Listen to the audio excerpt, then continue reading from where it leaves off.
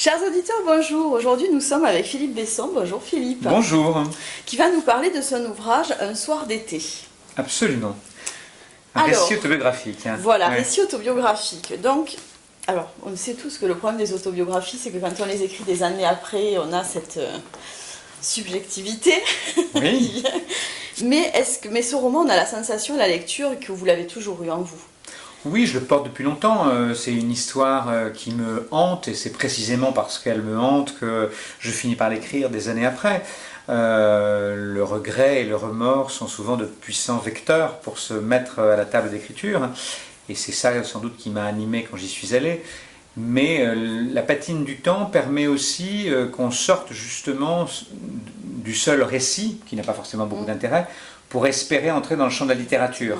C'est-à-dire que mon souci, c'est moins de raconter mon histoire que de raconter une histoire dans laquelle d'autres peuvent se reconnaître. Parce qu'on a tous eu 18 ans, on a tous connu l'indolence des vacances et des bords de mer et des plages, l'oisiveté, la paresse comme ça, et c'est cet âge qui est l'âge des possibles. Et puis on a tous, à un moment ou à un autre, été confrontés à une épreuve, à un moment de bascule.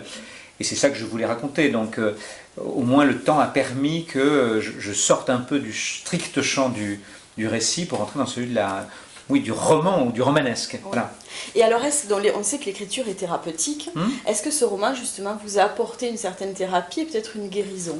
En tout cas, je pense que ça permet de poser les choses. C'est-à-dire qu'en fait, vous vous dites, quand même, c'est là, dans un coin de ma tête depuis tellement de temps, ça tourne, ça ne me quitte pas, et donc il faut faire un sort à ça. Oui. Donc ça, je pense que, je ne dirais pas que j'ai fait un sort à cette histoire, parce qu'elle sera toujours là, mais le fait que désormais elle soit écrite, qu'elle soit publique, que je puisse en parler, que je la partage, fait que je me sens un peu plus en paix avec moi-même.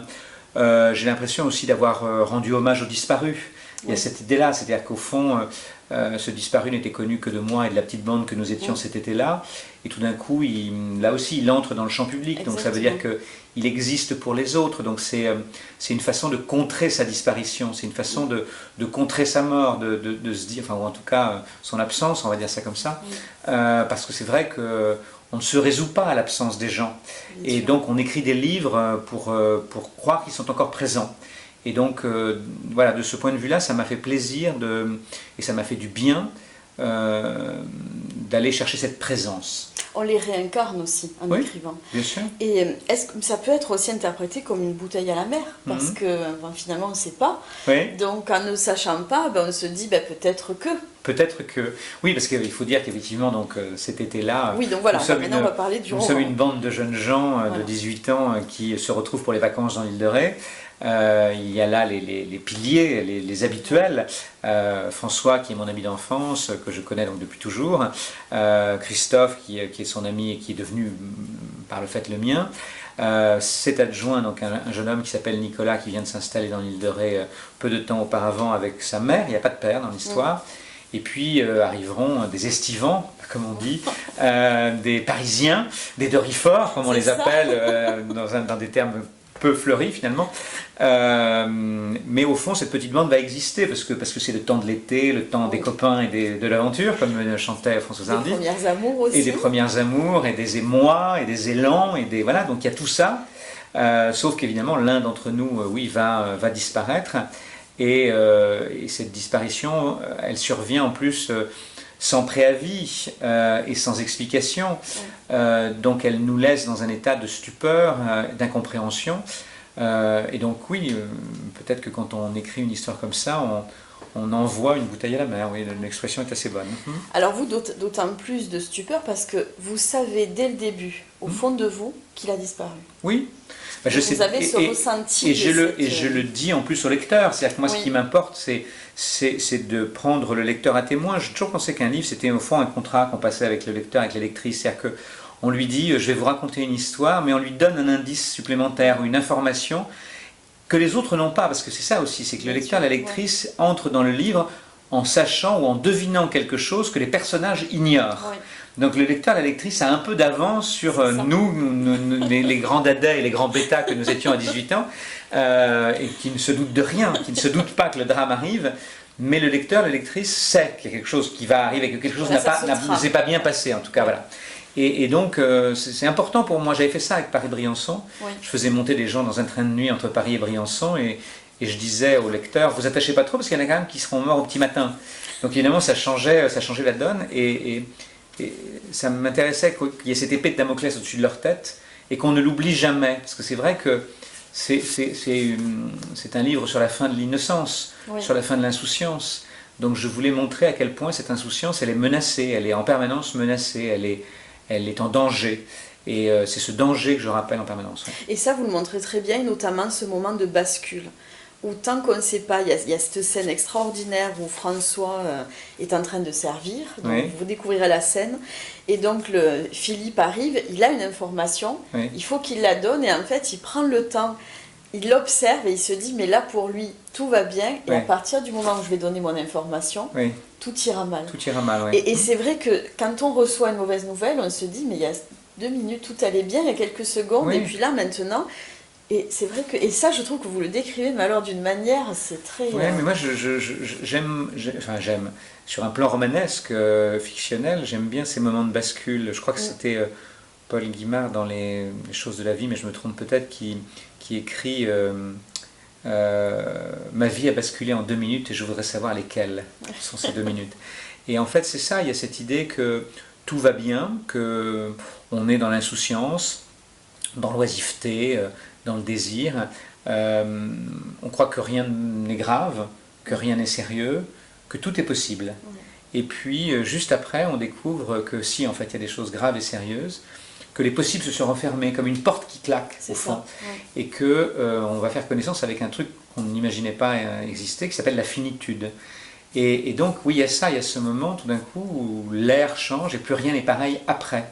Ouais. Et comme on n'est évidemment pas préparé à ça, et qu'on est très immature, parce qu'on parle d'adolescents qui ont 17-18 ans, mais au milieu des années 80, donc qui sont un peu, voilà. qui sont un peu niais, un peu pas déniaisés complètement. Enfin, je nous vois comme ça. J'avais l'impression qu'on n'était quand même pas en avance. Hein. Alors, en fait, il y a cette idée aussi qu'on n'était pas... on n'était pas soumis aux soubresauts du monde, parce qu'il n'y avait pas Internet, il n'y a pas de téléphone portable, on savait à peine que le monde extérieur existait, on ne lisait pas les journaux, moi je ne regardais pas la télévision, donc le fracas du monde ne nous arrivait pas, on n'était pas en permanence... entier, mais aujourd'hui, c'est vrai, avec les réseaux sociaux, il faut être autre. Absolument. Alors que vous étiez vrai. On était ça, voilà, on était ce qu'on était, on était ce qu'on montrait. Voilà. Et on était avec les autres, c'est-à-dire que si vous mettiez, quand on s'alignait les 6 sur une plage, ben on était bien obligé de parler ensemble parce qu'il n'y avait rien d'autre à faire. Voilà, aujourd'hui, si vous alignez 6 personnes sur une plage, vous allez voir 6 personnes penchées sur un téléphone qui ne se parlent pas entre elles. Peut-être une avec un livre. Oui, mais enfin non, là c'est un espoir à mon avis un peu chimérique. Mais en tout cas, donc il y avait ça, il y avait cette idée que oui, on n'était pas au fait de ce qui était autour de nous et on ne voyait pas que le monde allait mal, on ne voyait pas forcément la noirceur de l'âme humaine non plus. Et donc, ou on la voyait moins peut-être. Et en tout cas, aujourd'hui on est surinformé ou surcomplotisé ou je sais pas quoi. Nous à l'époque pas du tout. Et donc ça j'y tenais à raconter cette espèce d'innocence qui était la nôtre, de naïveté qui était la nôtre. Et en même temps, oui, cette obligation de faire groupe, de faire clan, de faire bande, parce que de toute façon, voilà, il fallait être avec les autres, c'était la seule chose, sinon on s'ennuyait à mourir. Bon. Et donc on était avec les autres et on avait pour ambition d'aller à la plage l'après-midi pour faire trompette et pour bronzer. On allait le soir sur le coup de 18 h boire des bières à l'Escale ou ailleurs. Et puis le soir venu, on allait danser sur les Rita Mitsuko, sur Étienne Dao, sur Jean-Pierre Madère, au Bastion, sous une boule à facettes. Et c'était ça notre vie, et ça nous allait très bien. Bien sûr. Voilà, c'était formidable. Ça s'appelait la jeunesse. C'est ça, exactement. Et d'ailleurs, il y a ce moment où, donc vous dites que vous étiez coupé des informations et tout ça, et d'ailleurs, il y a ce muret qui se jette sur la mer, et donc vous dites, chaque année, il y en a qui tombent. Donc vous avez l'information, mais comme ce sont des inconnus, entre guillemets, voilà, on ne sait pas si c'est une légende, si c'est... Voilà, ça reste un peu dans Oui, mais parce que vous êtes sur une île, donc l'île de Ré, qui à l'époque était encore une île, ça aussi ça a son importance, parce que maintenant il y a un pont, mais à l'époque ça se gagnait, l'île, il fallait y aller en bateau, en bac, bon, c'était voilà. Mais du coup, ça a de l'importance parce que ça favorise aussi le huis clos, ça favorise aussi le retranchement. On n'était pas avec le monde extérieur, il y avait ça aussi. Et puis donc, l'une des villes de l'île de Ré s'appelle Saint-Martin, il y a des remparts qui ont été dessinés par Vauban. Et puis la boîte de nuit est là aussi. Et chaque année, oui, on nous explique que des gens tombent des remparts parce qu'ils sont un peu alcoolisés ou parce que je sais pas quoi. Bon. Mais si vous tombez des remparts, vous pouvez vous faire très mal, et un peu plus que ça. Ouais. Parce qu'il y a des rochers en contrebas, à certains endroits les remparts sont assez hauts. Et donc il y a des légendes qui courent et on ne sait pas. Et moi, c'est aussi des choses qui me fascinent, ces choses-là, parce que les jeunes gens qui tombent. J'avais eu envie à un moment aussi d'écrire sur ce qu'on a appelé les disparus de la Garonne. Vous savez, à Bordeaux, il y a eu une série de faits divers où vous aviez des jeunes gens entre 17 et 20 ans qui sortaient de bars à 2h du matin et qui disparaissaient des radars, on ne voyait plus. Et à chaque fois, c'était au bord de la Garonne. Et on disait, mais est-ce qu'ils sont tombés dans la Garonne? Et parfois les corps ont été retrouvés longtemps après, et parfois les corps ne l'ont jamais été. Et il y a une liste incroyable de, je crois, 18 ou 19 noms en un temps très court. Bon, on s'était même demandé si quelqu'un les poussait, parce que bon. Et ça, c'est intéressant, parce qu'on se dit, qu'est-ce qui fait qu'à un moment, vous êtes là, tout va bien, et puis vous perdez l'équilibre. Et qu'est-ce qui fait que vous perdez l'équilibre? Est-ce que c'est parce que vous n'êtes pas en état de le garder, ou est-ce que parce que vous décidez de sauter, ou parce que quelqu'un vous pousse? Voilà, donc il y a tout un tas d'interprétations possibles. Il y a le rocher de la Vierge aussi à Biarritz, où il y a eu énormément de absolument, bien sûr, absolument. Et oui, c'est vrai que mais la chute est intéressante à tous les sens du terme, de toute façon. J'avais fait ça dans Un garçon d'Italie il y a très très longtemps, c'est un livre que j'ai écrit à 20 ans, où un jeune homme était retrouvé mort noyé dans l'Arno à Florence, et tout le livre était construit autour de s'agit-il d'un suicide, d'un meurtre, d'un accident? Comment est-il tombé? Et on ne découvrait qu'à la toute dernière phrase du livre, d'ailleurs, comment il était tombé. Et ça, moi, je savais comment je le ferais tomber, c'était un pur roman. Mais ça m'intéresse, oui, comment on tombe, c'est quoi la chute. Voilà. Oui, parce que la chute... Et est-ce qu'on s'en remet parfois ou pas? Est-ce qu'on se relève ou pas? Voilà. Mais peut-être que le fait de ne pas se relever, c'est un autre chemin. Bien sûr. Alors, donc, beaucoup de sincérité, évidemment, vous dévoilez, vous ne cachez rien. Mais c'est dans vos romans, hein. De toute façon, quand on est sur vous touchez la fibre, vous avez tendance à... Oui, mais j'ai pas de raison, en tout cas. Enfin, moi, je me définis, j'ai toujours dit ça, comme un romancier du sensible, du sentiment, du sensoriel, du sensuel. Donc moi, ce qui m'intéresse, c'est ce qui se passe quand vous mettez deux personnes l'une avec l'autre, et de voir, voilà, s'il y a une réaction chimique qui se produit, et si le désir arrive, si la haine arrive, si la rancœur arrive, si la communion se produit, si l'élan porte l'un vers l'autre, etc. Ça m'intéresse profondément, je n'écris que sur cela. Et quand effectivement il s'agit de récits autobiographiques, je n'ai pas de raison de me cacher derrière mon petit doigt, donc je raconte les choses de manière assez claire, assez franche, et avec le plus de sincérité et d'authenticité possible, parce qu'il n'y a pas de raison de le faire autrement. Les gens, personne n'est obligé de lire les livres, hein, mais si on les lit, on sait qu'on entre dans quelque chose, où les choses vont être dites, nommées. Oui, absolument, on accepte le contrat, absolument, c'est ça. Voilà. C'est pour ça que des fois c'est compliqué, mais on se doit de finir les livres. Absolument. Parce que moi j'ai des enfants, souvent, au bout de 50 pages, ils me disent « Oh, ça me plaît pas », mais j'ai dit « Oui, mais c'est trop tard, tu as ouvert le livre, il faut aller jusqu'au bout maintenant. Absolument. Absolument. » Et donc il y a quand même, vous soulevez le paradoxe, c'est pourquoi faut-il perdre pour prendre conscience de ce qu'on avait. C'est terrible, ça. Oui, ça aussi, c'est une idée qui me hante depuis longtemps. Il y a ça dans un livre qui est devenu un film que je trouve formidable, qui s'appelle Les Heures de Michael Cunningham, qui suit le parcours de 3 femmes à 3 époques différentes. Et l'une des 3 femmes, c'est Virginia Woolf en train d'écrire Mrs. Dalloway. Et il y a une scène dans le livre comme dans le film où Virginia Woolf donc, est en train d'écrire Mrs. Dalloway dans sa chambre d'écriture, puis elle descend de sa chambre d'écriture, elle rejoint Léonard, son mari. Et elle dit... Voilà, je viens de décider, quelqu'un va mourir. Parce que ça, c'est formidable. Les romanciers, c'est que ça décide qui on tue, on est Dieu. Donc voilà, on a le pouvoir de vie et de mort sur les gens. Bon, très bien. Donc elle décide qu'elle va tuer quelqu'un dans Mrs. Dalloway. Donc son mari la regarde, Léonard, et lui dit ah bon, mais pourquoi quelqu'un doit-il mourir? Parce qu'après tout, on pourrait laisser les gens vivants. Donc il lui dit ça, pourquoi quelqu'un doit-il mourir? Et elle répond pour que les vivants apprennent la valeur de la vie. Et je trouve que c'est voilà, c'est souvent ça dans Paris-Briançon, c'est ça aussi, dans ce livre-là aussi, c'est que la leçon qu'on en tire quand tout d'un coup disparaît quelqu'un qu'on a aimé ou dont on a été proche, c'est, au-delà du manque, c'est de se dire, de devoir mesurer la privation, de devoir mesurer de tout ce dont on est privé, de cette... de cette force, de cette puissance, de cette intelligence qu'on aurait pu avoir avec soi, et puis de comprendre que sa propre vie est fragile, qu'effectivement soi-même on est en danger de disparaître en permanence, que ça peut voilà. Quiconque un jour a eu un diagnostic de maladie terrible se pose la question de est-ce que ça s'arrête bientôt? Et donc vous revisitez votre propre vie, et vous décidez de la bouffer à pleines dents ou autre chose, mais en tout cas, tout d'un coup, la vie qui vous paraît être une chose acquise, ordinaire, ça devient une chose précieuse et qu'il faut préserver. Oui. Alors ça, moi je soulève souvent un autre paradoxe, c'est que les personnes qui vivent donc ce genre de choses en prennent conscience un temps, et puis le temps après efface. Oui, c'est vrai. Et on retombe dans cette routine où tout devient banal et normal. Oui. Et souvent, voilà, on a de nouveau une piqûre de rappel. Et en fait, je crois que ça, c'est un des enseignements de la vie que personne ne...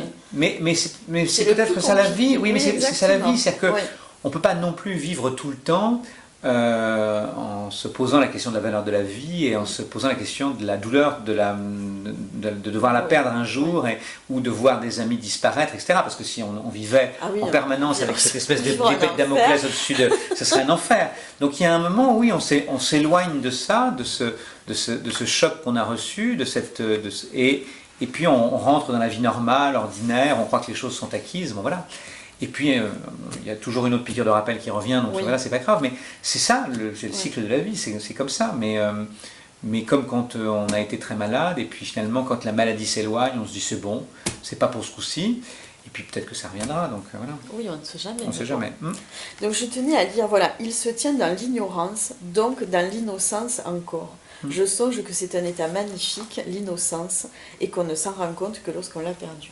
Oui, c'est ça. C'est-à-dire qu'au fond, c'est une chose assez terrible, c'est que tous ces jeunes gens, ils savent pas ce qui les attend, et leur vie est belle de ne pas savoir ce qui les attend, parce qu'ils ne pensent pas que le monde va les blesser, que la vie va les heurter, que la vie va les trimballer, qu'ils vont devoir faire des choix, qu'ils vont donc devoir renoncer, qu'ils vont devoir faire des compromis qui seront parfois des compromissions, que leurs rêves ne s'accompliront pas, etc. À ce moment-là, ils croient que tout est simple. Bon, donc c'est merveilleux. Et c'est ça, il y a cette idée que... J'avais dit ça aussi à propos de l'écriture du premier livre. Quand j'ai écrit mon premier livre, En l'absence des hommes, il y a très longtemps, 25 ans, je ne savais pas que j'étais en train d'écrire un livre. Je ne savais pas que ça serait un livre à la fin, déjà que j'arriverais au bout, et encore moins que ce serait un livre publié, parce que ça aurait pu être un livre qui finisse dans un tiroir, que personne ne veut jamais publier. Et donc il y avait une innocence absolue, parce que j'avançais sans savoir, sans être certain, et même avec presque la certitude que ça n'arriverait pas au bout. Donc du coup, c'était merveilleux d'insouciance, cette écriture-là. Et puis après, une fois que vous êtes publié, puis que vous rencontrez le succès, quand j'écris des livres, aujourd'hui, je sais que ça sera un livre. Et j'ai perdu cette innocence de la première fois, j'ai perdu cette espèce de chose éblouissante de la première fois. Je sais quel chemin j'emprunte, je sais où je ne m'aimais pas. Et donc, ça me manque parfois ce moment-là où je ne savais pas, où je tâtonnais, et où ça me paraissait simple, évident, enfin voilà, et sans risque, d'une certaine manière. Là, aujourd'hui, quand j'écris, je me dis, bon, c'est pas sans risque, et puis il y a des gens qui vont me lire, et puis il faut être à la hauteur des attentes qu'on a parfois soi-même créées, donc l'enjeu est différent. Voilà. Il n'y avait pas d'enjeu quand j'ai écrit le premier bouquin. Il n'y a plus la magie des premières fois. Non, voilà, la magie des premières fois, quand on l'a égaré, on se dit, bon, alors c'est très beau aussi, les deuxièmes, les troisièmes et les 25e fois, sûr. Mais c'est pas la première. Voilà. Mais c'est toujours différent. Et alors donc, comment a été perçu l'ouvrage par vos amis? Ça, je ne peux pas parler à leur place, c'est compliqué, mais... En tout cas, je peux juste dire que ça s'est bien passé, parce que d'abord c'est un livre très bienveillant. Enfin, je veux dire, moi, ce qui Et puis ils l'attendaient peut-être eux aussi. Peut-être que voilà, il y avait ça aussi, il y avait cette idée que c'était pour eux aussi une façon de régler les choses, peut-être, ou en tout cas voilà.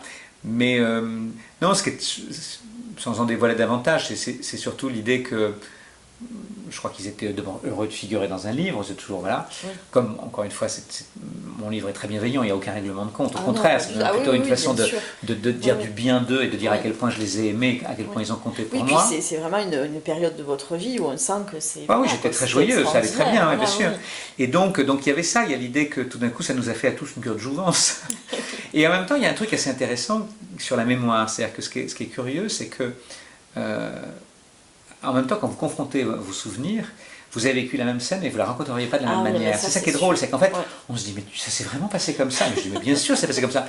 Et puis vous avez François qui dit, mais non, tu te souviens, il y avait machin, il y avait truc. Mais je dis pas du tout. Et en fait, c'est drôle parce que on a tous les deux raison ou tous les deux tort, j'en sais rien, mais en même temps, on est absolument convaincu. Donc la mémoire est une chose assez fascinante parce qu'il y a des choses qui sont très précises, très exactes, on ne se trompe pas, se tromper. Et puis après, il y a des choses, d'abord, que le temps a effacées, estompées, ou surtout que le temps a recomposé. Et donc on croit que c'était comme ça, mais c'était autrement. Et ça, c'est un exercice qu'on fait tout le temps avec les gens autour de soi. C'est quand on revoit des amis d'enfance, d'adolescence, ou des gens qu'on connaît depuis 20 ans, et qu'on évoque quelque chose de 20 ans avant, et alors on a l'impression qu'on n'a pas vécu. Moi j'ai fait ça avec mon frère tout le temps. Bon, mon frère, c'est tragique parce qu'il n'a aucune mémoire, mais mon frère, quand on évoque des souvenirs d'enfance, à chaque fois, je me dis, mais on n'a pas vécu la même... Alors qu'on a un an d'écart. Hein. Je me dis, mais on n'était pas au même endroit, on n'est pas frères, on va faire un test ADN. Bon. Et c'est vrai que c'est très curieux, parce que je me dis, mais quand même, on est passé par les mêmes étapes, à un an d'écart, voilà. Et je me dis, il ne raconterait pas du tout l'histoire de la même manière. Et ça me fascine. J'avais fait ça dans l'arrière-saison, qui est un de mes tout premiers livres, où je faisais se retrouver deux amants qui s'étaient aimés, qui s'étaient quittés, et qui se retrouvaient donc des années après, et qui se racontaient l'histoire. Et en fait, ils racontaient la même histoire, mais pas du tout de la même manière. C'est ça. Et elle l'avait vécu de manière assez terrible, et elle en conservait une forme d'amertume. Et lui, au contraire, avait gardé de ça quelque chose de très heureux et de très positif et joyeux. Et ils parlaient pourtant de la même chose. Et c'est ça qui est assez amusant. Et c'est pareil aussi quand on lit un livre. C'est-à-dire que moi, j'écris, ou je suis aussi en position de lecteur parfois, mais j'écris un livre, et si je demande à un lecteur de m'en parler, il va me dire quelque chose qui n'est pas ce que j'ai écrit. Vous savez, quand vous êtes comme là, dans un salon du livre aujourd'hui à Nice, vous avez deux lectrices qui arrivent au même moment et qui disent « Ah, vous l'avez lu vous aussi celui-là ?» Et puis l'autre, elles commencent à échanger entre elles, et puis vous avez une qui dit « Non, mais moi j'ai adoré ce personnage-là. » Mais qu'est-ce que c'est que ce personnage? Il n'y a pas ce personnage-là. Et c'est assez... Parce que je me dis, mais elles parlent toutes les deux du même livre, mais pas du tout de la même manière. Bon. Et ça, c'est magique. J'adore cette idée. Et oui, parce que c'est vrai que la mémoire, quelque part, c'est pour ça qu'il y en a qui peuvent s'inventer des souvenirs. Mais oui, bien sûr, oui. Évidemment. Et quand on est amnésique, finalement, il faut tout redécouvrir. Absolument. Voilà, on le redécouvre du coup avec les souvenirs de quelqu'un d'autre. Oui.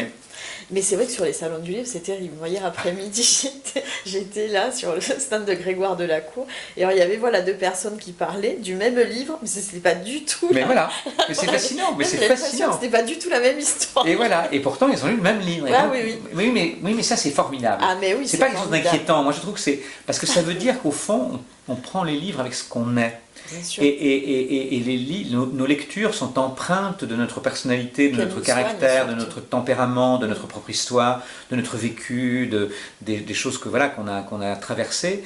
Et on ne va pas chercher dans les livres les mêmes choses que les autres. Ah non, pas du et donc ça veut dire qu'effectivement, il y a autant de lecteurs qu'il y a de lectrices et de lecteurs, enfin, de lectures qu'il y a de lecteurs. Et ça, c'est fascinant. Ouais.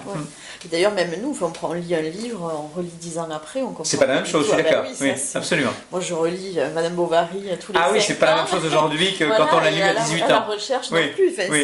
C'est vrai que donc ces livres nous soignent.